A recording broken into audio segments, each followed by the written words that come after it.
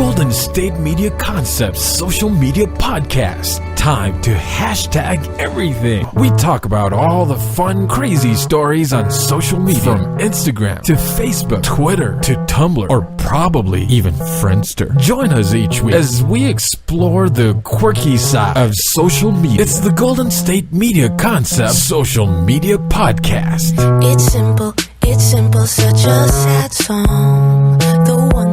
The one that we rely on to get us.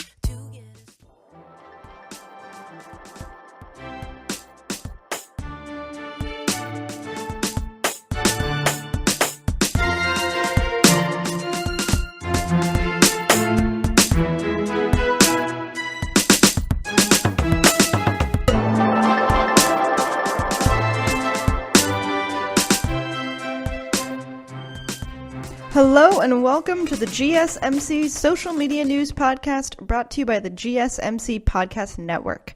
I am your host, Heidi. Sadly, I'm not joined by the wonderful Ariane, but she is here in spirit. And I think about her when I'm about to share Kim Kardashian and Kanye West stories. And I'm about to. So, I'm thinking of you, Ariane.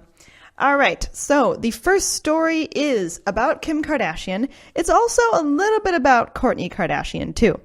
But it is mostly about Kim because it started with her. People have been shaming her, or I don't know if shaming is the right word, but condemning her for one of her recent posts online. Originally, it just looked like just a normal selfie from Kim Kardashian because she posts so many. But then you can see that on this Instagram post, she is holding, it looks like a smoothie or something, and she's in like workout clothes, and she's with like other smoothie making things like powders and whatnot around her. And she has been slammed really for this post because she was promoting a weight loss shake, which is what she was holding. The shake was like a weight loss shake. And really people are saying that she's sending a damaging message to young girls by promoting meal replacement shakes. So as I said, she is in activewear in this photo, and she is claiming that she was taking the weight loss shake product to, in quotes, give me a kick in the right direction after Christmas. Part of her statement reads, "These meal replacement shakes are so good and they're helping me get my tummy back to flat. I'm already feeling amazing and I'm so excited for the next few weeks." Because they're all about getting women back on track. They've got a 20% off sale going on right now. So if you want to start 2019 off right, trust me, you're going to want to check them out. And this is about a shake brand, and it's a meal replacement, which I guess I don't really think about that much. I don't really, sometimes if I'm not super hungry, I'll just drink a smoothie or something. Or if I just, want to feel hungry, I'll just do that and not eat a meal. But I never really thought about people seriously doing meal replacement shakes. I am very sorry for anyone who is deciding to do that, because that just sounds like I would be hungry all the time. But apparently Kim Kardashian was talked into doing a promotion for this company, and her fans were not very excited about it. She might have thought that most of her fans would take the advice on the product, but instead her post has attracted more than 17,000 mostly negative remarks in response. Many commenters accused her of promoting an unhealthy and dishonest product and questioned whether Kim would give her shakes to her children or something. So I'm so sorry, Kim. The post says, "Shame on you. What a damaging post to so many young girls that follow you and look up to you." That's one angry comment. Another one said, "How much did you make off of this?" Another one said, "You really have no shame, do you? Or any acknowledgement that young women are impressionable. Shame on you." And this is bad enough, but other fans have commented on a photo of Khloe Kardashian promoting the same meal replacement shake. And this is another promotional photo. It's also on her Instagram. So it's similar to Kim's, and it's also her in like workout gear. Very similar. She's posing, drinking one of these meal replacement shakes. And the photo came just like an hour after Kim's photo. So they're clearly, promoting the same company. And it also attracted negative comments. Also, this is not the first time the Kardashians have come under fire for promoting products. The company for the shakes is Flat Tummy Co. And this company makes other meal replacement and weight loss products, I guess. And last year, Kim Kardashian was forced to delete a post that was about the brand's appetite suppressant lollipops because she received so much backlash. Also, like, appetite suppressant lollipops sounds terrible. I mean, I would I don't know, just taking yourself away the pleasure of like an actual lollipop. Also, I can't imagine what that tastes like. I also don't understand how it's a meal suppressant. Like, how does that work? I don't know. Yeah, I don't know. I mean, like smoking and drinking coffee can like reduce your appetite, but I doubt that's what's in those lollipops. I don't know. That sounds really gross to me. But she had so much backlash over that post that she had to take it down. And so this is related, the shakes are. And criticism against a lot of celebrities promoting weight loss products on social media is apparently being led by star of The Good Place, Jamila Jamil. And she's on the show The Good Place. And she has admitted to falling prey in the past to these quote-unquote miracle weight loss products, apparently as a teen. And Jamil tweeted in November that she hopes stars who promote these products crap their pants in public. But she used a different word. But we're a family-friendly show, so I will not use that word. But it is the S word, in case you're wondering. And she is really saying that anyone who uses who promotes these products is doing a disservice to the public. And I guess that her comment also relates to, because a lot of these products can be like diuretics, and that's how they promote weight loss, is by just like getting rid of so much like substance basically that's in your body.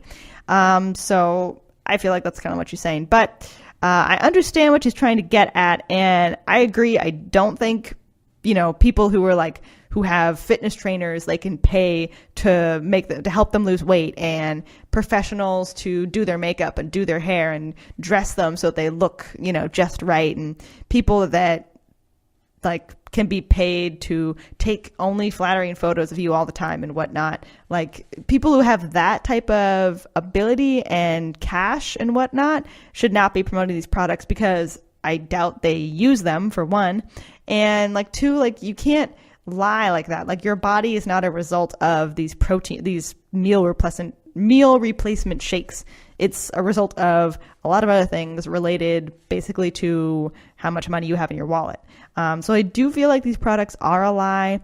And I don't think that girls or boys or teens in general who are impressionable and who look up to these stars, or at least even if you don't look up to them, but they're influential. They shouldn't have to deal with all these pressures from so many people around them, peers, but then also these stars who have the ability to promote these products that they probably don't even use. So yeah, I don't think it's a good thing. I agree with Jamila. I think that people should be really careful about how products are promoted. And I don't think that's good for the Kardashians to do that, because I don't think their bodies are a result of these meal suppressant lollipops. So yeah, I agree. I don't think they should do that. And I don't know if this is going to lead to the post being taken down. That would be interesting if that's what happens. We'll see if just the backlash continues to mount. I'm sure that if it gets as big as it did for the lollipops, which apparently were enough to make it be taken down, I think that might happen again. Also, I'm surprised the Kardashians went with this company again after the backlash related to the lollipops. So I'm kind of surprised. But I don't know. It's the Kardashians. I feel like they're always doing different promotions.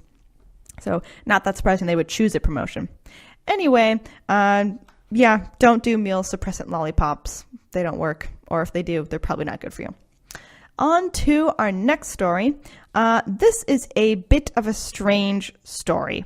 And this is about a man who bit a large chunk of a person's ear off after a hot tub argument about conspiracy theories. There are so many things that are strange in that one sentence. So this happened in Salt Lake City, Utah. And according to the Utah police, a man bit a large chunk, which is in quotes, so it must have been a very large chunk, out of another man's ear, which is insane.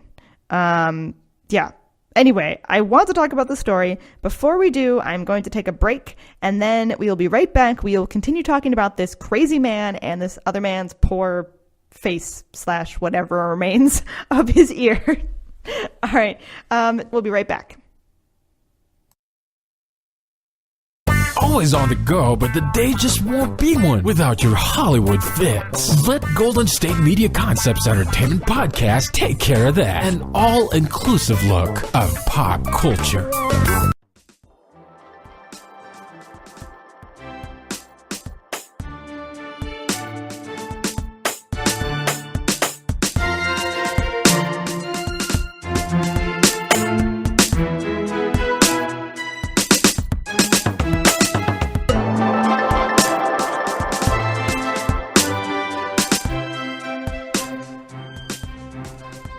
Welcome back to the GSMC Social Media News Podcast. We are continuing our episode. We are talking about a man who bit a large chunk of another person's ear off, which is so strange. Okay, so as I said, this happened in Salt Lake City, Utah. And police have arrested this man. His name is Brian David Boyek, who is 43. And he is a California resident who was apparently then in residence in Utah when this all happened. And he got charged. He turned himself in. It was just a very bizarre altercation. Boyek and another man had been talking, and they were in a hot tub, which I'm sure is where all great things happen. And they're in a hot tub, and then they started having a conversation that turned to large corporations and conspiracy theories. Always a great way to go into conversation. Like, don't talk about religion at the table or politics or apparently conspiracy theories and corporations. Anyway, according to the arrest affidavit, the men got into apparently an extremely heated argument that led to the victim locking Boyant out of the house. Boyant began hitting the front of the house with patio furniture until the man came out and told him to stop. Then, allegedly, Boyek attacked the man, held him to the ground, and bit off a large chunk of his ear before fleeing the scene on his truck. What? I feel like they definitely had to be drunk. There's no other way this could have happened. The man ended up in the hospital where he detailed the attack to detectives. And the static of the injured ear is not immediately clear, so we don't know like how much of it is even left, or if the part that was bitten off was found and like reattachable back onto the man. We don't know. But Boyek faces charges of mayhem, domestic violence in the presence of a child, criminal mischief, and intoxication. I had no idea that you can be charged with mayhem. I thought that was just like mayhem was just those commercials. But no, apparently you can be charged with mayhem, so be careful out there, folks. Also, domestic violence in the presence of a child. That is so sad, because that definitely makes me think that a poor kid was there and had to witness someone's ear getting bitten off. That sounds terrible. What kind of person does that? I mean, obviously someone who's crazy and intoxicated and prone to mayhem, I guess. But yeah, that's not good. Don't bite people's ears off, no matter the situation, no matter the conspiracy argument. Because, you know, how are you supposed to learn about new conspiracies unless you can hear it from someone else in a hot tub? I mean, we can't all be as lucky as me who gets to hear Ariane's conspiracy theories, or all of you listeners who get to tune into our podcasts and hear about some of Ariane's conspiracy theories. We have a lot on the Weird News podcast because I learned that Ariane is really into conspiracies. But anyway, apparently that's just what it takes to get your ear bitten off. So please be careful. Don't get your ear bitten off. Also, don't bite someone's ear. It doesn't matter what they say. It's just bad. Doesn't matter what their points are. Just don't do it. Anyway, just please be careful. Okay. We're moving on to our next story. And this is a very interesting story. If you are out there and if you have seen the movie Bird Box, which is on Netflix, then you are aware of all of the memes that have been going around. Well, this story is related about another Bird Box related trend that has gone viral online. Netflix has warned fans against participating in a potentially dangerous online challenge inspired by the horror film Bird Box. The challenge takes the core concept of Bird Box, which is wearing a blindfold at all times while wandering around outside, and then applies it to a certain period of time. Some people, like YouTube creator Morgan Adams, have tried to go about their daily lives for 24 hours while blindfolded, while others have attempted the challenge for a shorter period of time. This sounds crazy. I don't understand why you would watch the movie Bird Box and then think it'll be great to be blindfolded all the time. No, it won't. Please don't do that. All of these challenges, all of the internet challenges sound so stupid. I understand that people did the water bucket challenge and want to raise money and whatnot, but this is really stupid. Also, you could just get so hurt, which I'm sure, that's why Netflix is, saying people shouldn't do this, but it's just not good. Okay.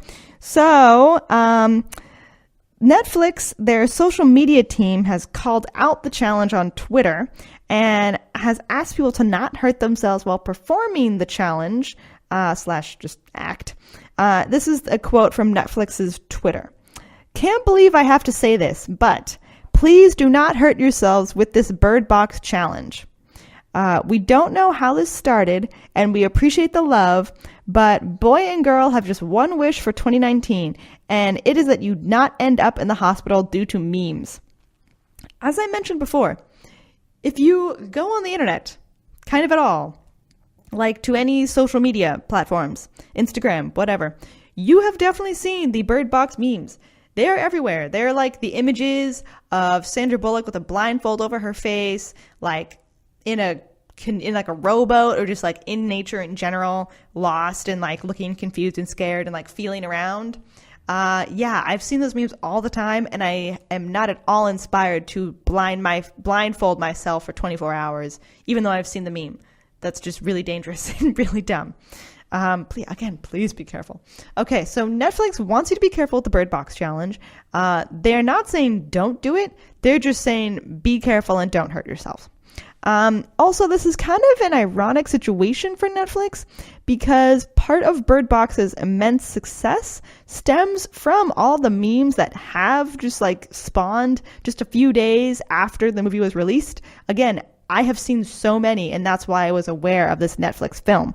Also because Netflix, if you're already on Netflix, you'll see advertisements for new movies, but it's not like theater movies where there are posters everywhere and they come up on TV. It's not necessarily like that. Netflix just has just have to have different advertisement, and they really rely a lot on word of mouth, and they use an algorithm to think of what movies you'll like next, and then they suggest movies to you and whatnot. But word of mouth is what really gets their movies out there and people to watch them. Along with the algorithm, obviously, of we think you'll like this movie. But yeah, I could see why the memes are so important. And so that's definitely a conundrum where they want the social media attention, but not in a way that kills anyone, because that would look really bad for Netflix.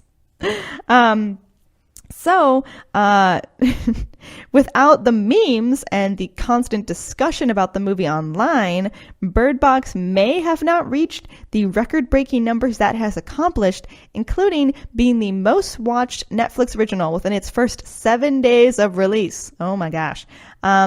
No person or company has control over the online Bird Box challenge that came from the movies. But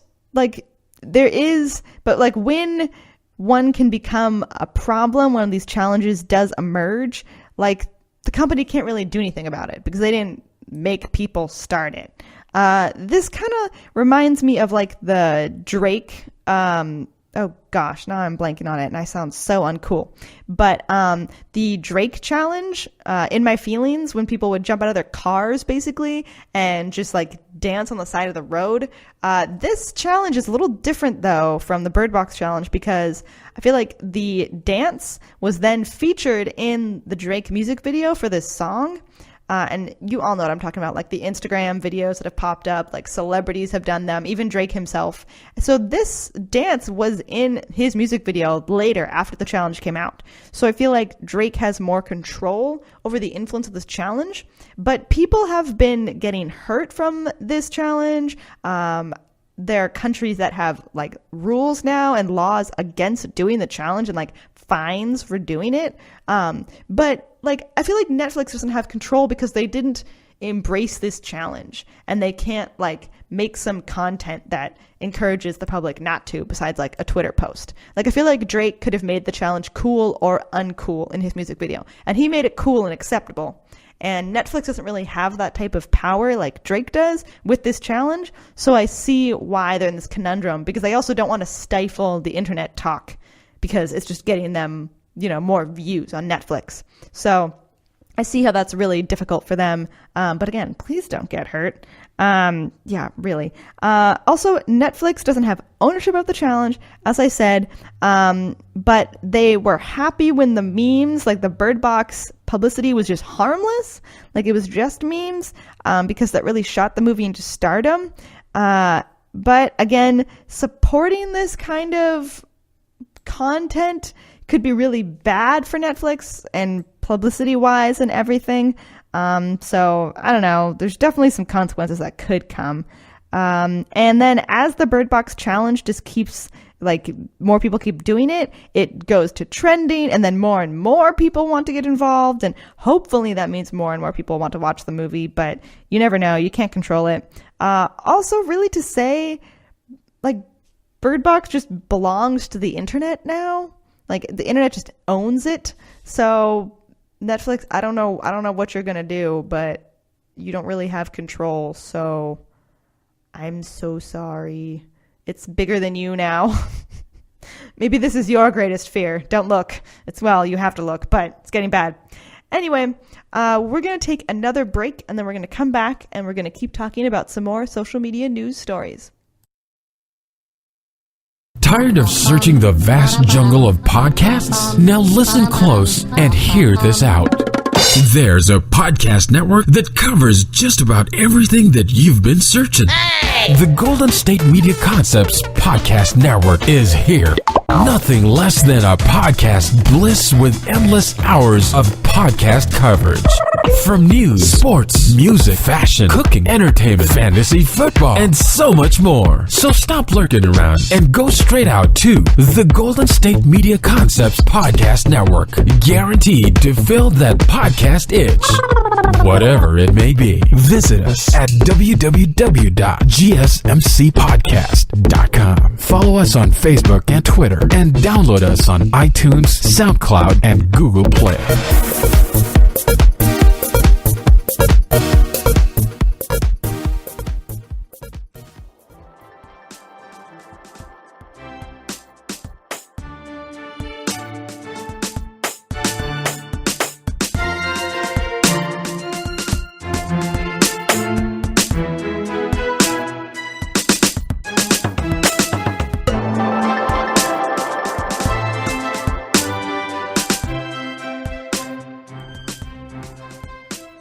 Welcome back to the GSMC Social Media News Podcast. We are continuing to talk about some social media news stories. We have just talked about the Bird Box Challenge that has come up on social media. And now I want to move on to a topic about Instagram and fans.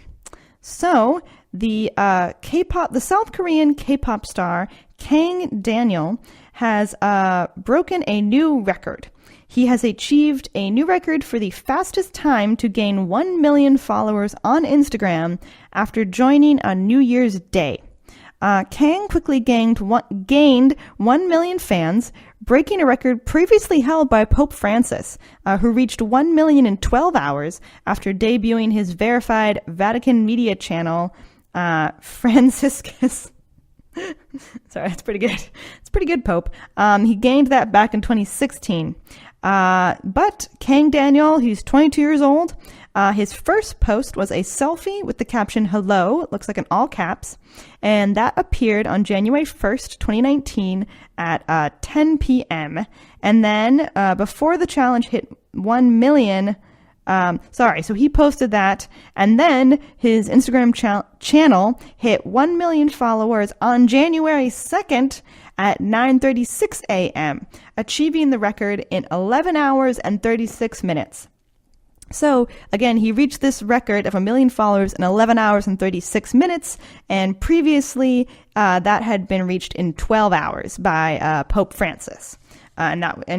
Pope Francis achieved it back in 2016. So good for you, Kang. The South Korean star came to prominence as part of the group 101, which is an 11-strong boy band that emerged from the South Korean TV talent show Produce 101. The group is now disbanding, and they have farewell concerts scheduled for the end of January. Produce 101 is a talent/survival show that features contestants from South Korea as well as Japanese and Chinese performers. I don't know what that means. Like, it's like Survivor, or maybe it's like The Voice, how you can get like voted on or off or whatever. Like, you try and make it to the end of the round. That's what it sounds like to me. Like a talent show, like America's Got Talent, where you try and be voted in to be the winner of the talent show. So sounds interesting. So far, Kang has used his prominence on Instagram to share several selfies as well as a video of his pet cat. Prior to Pope Francis, the record was officially held by football player David Beckham, or soccer player, who signed up in May of 2015 and gained 1 million followers in 24 hours. Also, the fastest time to reach 1 million followers on Twitter is 4 hours, 3 minutes, and that was achieved by Caitlyn Jenner in 2015. So I guess Twitter happened a lot quicker than Instagram, but that is still crazy. Congratulations. I am very impressed. I'm just still working on my 1 million followers. If anybody wants to join, that'd be cool. I'm one of the few Heidis out there. But anyway, I have another story for you guys, which I think is kind of crazy. So this might be a weird news story, but I saw it on social media, so it's going up there. A Phoenix woman in Phoenix, Arizona, not like she's a Phoenix, but from Phoenix, Arizona, reportedly sent a man she met on a dating website more than 159,000 text messages, including one that she wanted to turn his kidneys into sushi. What the heck?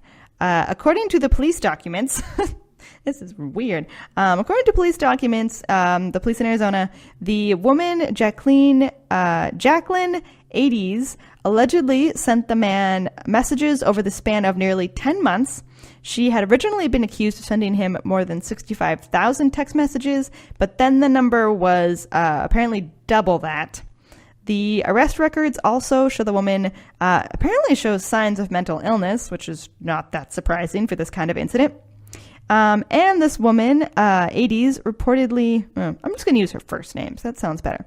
So Jacqueline reportedly met the victim at who is a Paradise Valley man, and he was they found each other, They found each other through a site called Luxy, which is a dating site for millionaires. And the two went on one date, but then Jacqueline allegedly became infatuated and continued to pursue this man. However, the man is a CEO of a skincare products company and said that he was not interested in a relationship. The man called police in 2017, it looks like, when he discovered this woman parked outside his home. After he called police, though, apparently, Jacqueline allegedly started sending him like threatening texts. Like one of them said, "I'd make sushi out of your kidneys and chopsticks out of your hand bones." That's weird. And then about his blood, she said, "Oh, what I would do with your blood. I want to bathe in it." What the heck? Then the man called police in 2018 after surveillance footage from his home showed this woman taking a bath in his tub while he was away on a trip. What? Okay, so he wasn't even home, and she takes a bath in his house. That is really weird. I mean, if he has security footage, how did she get in? Like, that man has to have security. I'm surprised she got into his house. The police arrested her and also discovered a large butcher knife in his vehicle. She was later charged with first-degree criminal trespassing of a residential structure, which, yeah, that makes sense. She was released from custody, but then she failed to appear in court. And then she showed up at his place of employment and like said that he was his wife, but then she was escorted out. So obviously they didn't believe her, which I'm glad. And then she ended up being arrested at her apartment in May of 2018 after failing to appear to multiple court hearings. During interrogation, after being arrested, Jacqueline claimed that she would never hurt the man, just saying something came over me when sending the threatening texts. She also said she doesn't believe the texts are normal, and that she understands now. So, maybe. She said she understands that this man does not want to be with her, despite all of her text messages. And her quote is, "Somebody else should love him. He has so much to love. He's so cute. I can't believe I scared him." Really? You can't believe you scared him? Really? You're surprised. She is currently being held in county jail with no bond, and she has pleaded not guilty to charges of stalking and criminal trespassing. Her trial will begin in February. I would say good luck, because I don't think you can win this case, but I don't want you to win this case. You definitely were a stalker and definitely trespassing. So I don't see how you would get out of this unless like claiming like insanity or something. I do not see how you could not be charged in this. Jacqueline, I'm so sorry, but I think you're guilty. And that is also crazy. So I feel really bad for that man too. He did not deserve that. I mean, I don't think he did. I don't see any evidence that he did. He just went on a date with someone and she turned out to be crazy. So stay safe out there, everyone. Dating websites can have some crazy people on there. So please be careful. Anyway, thank you all so much for listening, and I hope you tune in to our next episode of Social Media News.